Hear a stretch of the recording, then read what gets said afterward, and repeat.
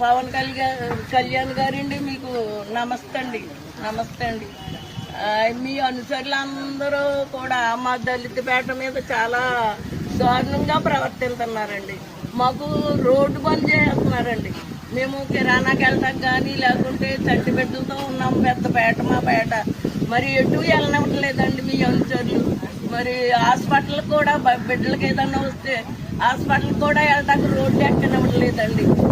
మరి ఇటువంటివి అయితే ఇదివరకు ఏమీ లేవు. కానీ మరి మీ పార్టీ వచ్చిన తర్వాత మీ అనుచరులే మమ్మల్ని చాలా ఇబ్బంది పెట్టేస్తున్నారండి.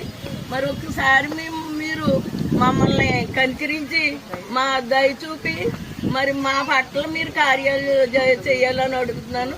తర్వాత ఏమో విగ్రహాలు పెట్టేశారండి. విగ్రహాలు పెట్టేసినా మరి అవి పోలీసు వారు కూడా కాపలా ఉన్నారు నెల దినాల నుండి.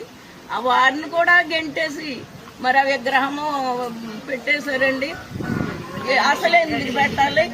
మా పేట అండి ఇది, మా హరిజనుల పేట. ఈ పేటలో మీరు అలాగా వారిని మరి ఏం చెప్తారో మీకు తెలియదు. కానీ ఆ విగ్రహం మాత్రం ఏం చేయాలండి?